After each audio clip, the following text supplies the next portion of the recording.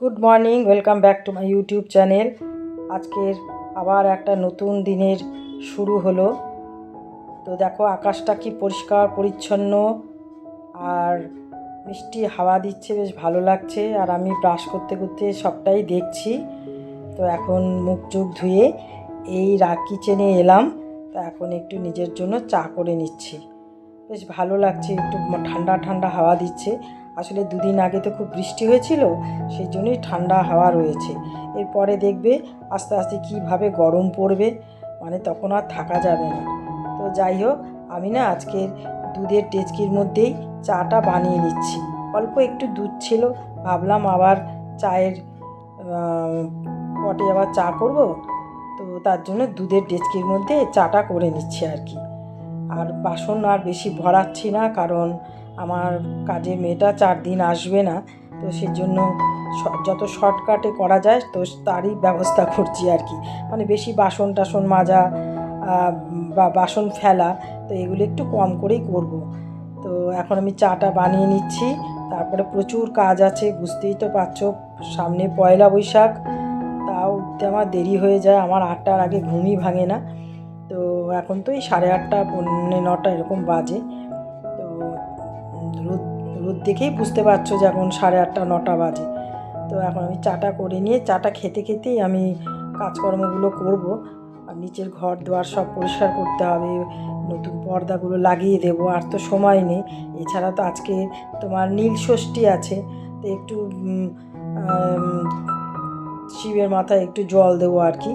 তো এরকম অনেক নানান রকম কাজ আছে, তো সেগুলো আস্তে ধীরে করতে হবে। আজকে আমার কাজের মেয়েটা এসেছে, কাল থেকে আর আসবে না। ভাবো কী অবস্থা, সবই নিজেকে করতে হবে। তো চাটা করা হয়ে গেছে। দেখো আমার চাটাও আজকে একটু অল্প হয়ে গেল। আমি এত বড় কাপ নিই, মানে আমি বেশ অনেকটা চা খাই আর কি। তো চাটা একটু কম হয়ে গেছে। যাই হোক, তো এখন একটু বিস্কুট নিয়ে আস্তে আস্তে চাটা খাই। তো তার আগে চাটা টেবিলে রেখে তো ঠাকুর বলছি, হ্যাঁ ঠাকুরই বলতে পারো, আমার পাখিগুলোকে একটু খাবার দিয়েছি। তা দিয়ে একটু জানলার মধ্যে রেখেছি। ওরা আবার এই ঘাসের এই দানা খায় না, ওই চাল দিতাম, ওই চালটা খেতে ওদের ভালো লাগতো। আর দেখো এই ফুলগুলো কি সুন্দর হয়েছে। আর এখানেও এই ফুলগুলো হয়েছে, এই ফুলগুলোর নামগুলো আবার ভুলে গেছি। তো যাই হোক, দেখো খুব সুন্দর হয়েছে। আর চলো তোমাদের বেলপাতা দেখাবো। তার আগে দেখো এই কাঠটগর ফুলে এই কড়ি এসছে। আর আমার গুলঞ্চ গাছেও ফুল এসছে, সাদা সাদা ফুল, খুব ভালো লাগে। তা ওটা আজকে আর দেখাতে পারলাম না। আর দেখো বেলপাতা কী সুন্দর কচি কচি বেলপাতা হচ্ছে। কিন্তু আমার কি বলো তো, দেখো এই বেলপাতা মাঝে মাঝে দেখো 2টো করে পাতা হয়, 3টে হয় না। দেখো দেখেছো, সব 2টো করে পাতা, আবার একটাও আছে, এরকমও হয়। 3টে পাতা খুব কম হয়। তা 2-3 দিন ধরে আমি 3টে করে পাতা হয়েছে, আমি নিয়ে ঠাকুরকে দিয়েছি। এখন দেখো পাতাগুলো, এই জন্যই পাতাগুলো আমি তুলি না আর কি। তো যাই হোক, আমি চাটা খেয়ে নিয়েছি, নিয়ে আমি এখন নিচের ঘরে এসেছি। তখন এই পর্দাগুলো টানিয়ে দিচ্ছি।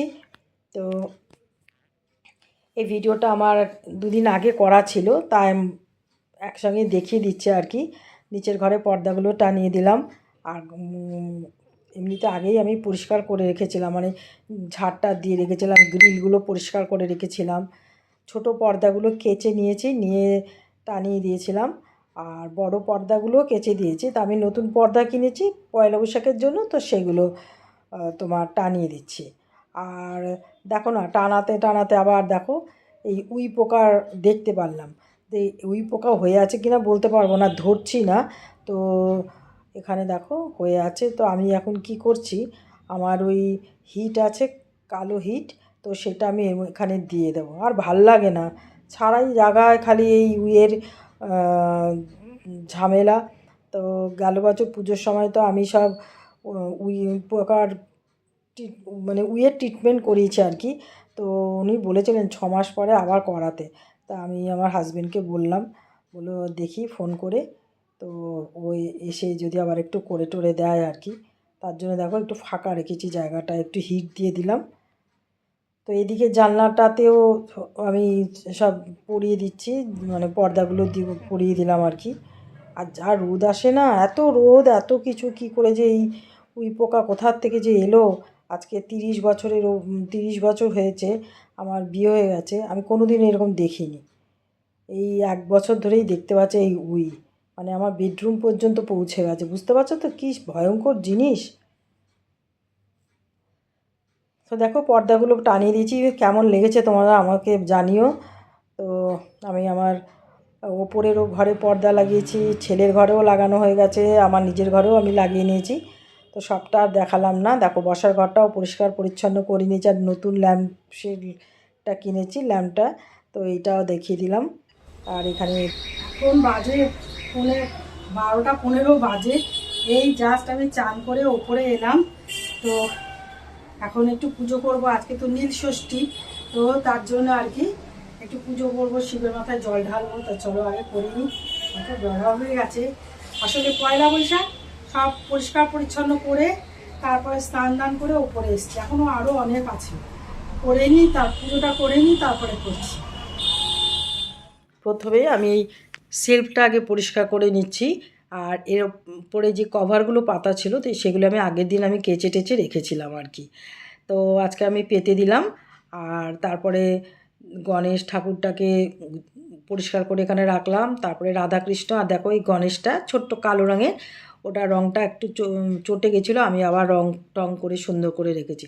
আমার না এরকম ভালো লাগে, মানে সব কিছু মানে সুন্দর থাকবে আর কি। এই ফাটা ভাঙা চোরা আমার একদম পছন্দ না। তো গণেশ ঠাকুরটির একটু রঙটা চটে গেছে, আমি সেই জন্য সুন্দর করে রং টং করেই রেখেছি। তো দেখো এখানে আমি বাসন টাসনগুলো মেজে নিচ্ছি, ঠাকুরের বাসনগুলো। আজকে তো নীল ষষ্ঠী, তোমরা তো সবাই জানো। তো শিবের মাথায় একটু জল ঢালতে হবে, আগেও মানে বললাম আমি। তো সেই জন্য তাড়াতাড়ি করে এখন করছি, এখন 12:30 বাজে, আর কখন আমি করব বলো, তার জন্য একটু তাড়াতাড়ি করছি। তো দেখো আমি শিবের মাথায় জল ঢালবো বলে আমি দুধ নিয়েছি, তারপর আমি ঘি নিলাম, তারপর নেব তোমার ঘি, তারপর আর মধু, এই মধু দিলাম, তারপরে একটু জল দেব, জল দিয়ে তারপরে আমি শিবের মাথায় জল ঢালবো। তো সব কিছু দেওয়া হয়ে গেছে, তখন শিবের মাথায় জল ঢালছি। শিবাং নমঃ শিবাং নমঃ শিবাং নমঃ বলে 3বার বলে শিবের মাথায় জল ঢাললাম।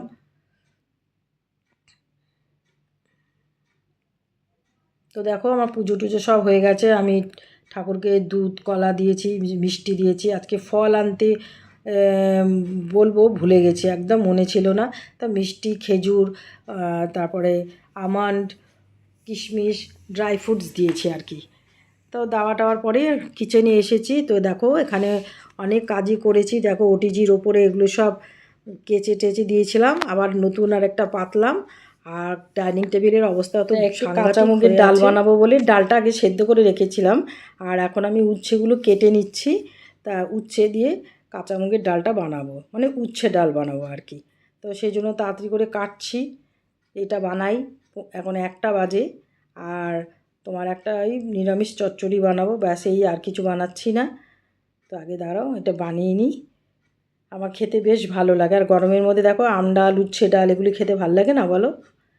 তো আমি এখন কড়াইয়ের মধ্যে তেল দিয়ে দিলাম, দিয়ে এর মধ্যে আমি শুকনো লঙ্কা আর সর্ষে ফোড়ন দেব, দিয়ে তারপরে ডালটা দিয়ে দেব।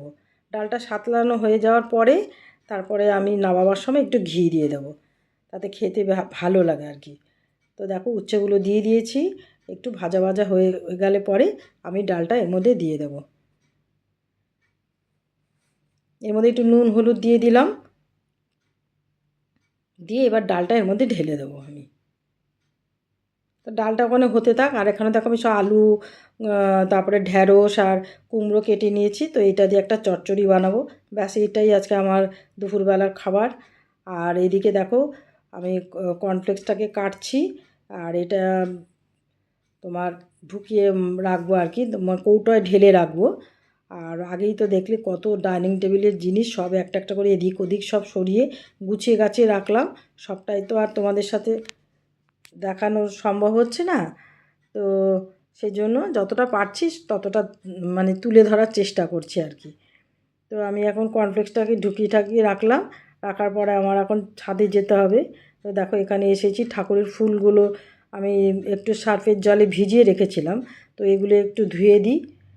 দেখো দেখেছো কত কাজ থাকে, মানে বাঙালির 12 মাসে 13 পার্বণের দুটো পার্বণে প্রচুর খাটতে হয়। এক হচ্ছে পয়লা বৈশাখ আর একটা হচ্ছে পুজো।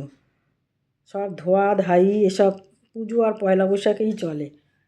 তো যাই হোক, তো এগুলো এখন করে এগুলো একটু রোদ্দুরে দিয়ে দেবো।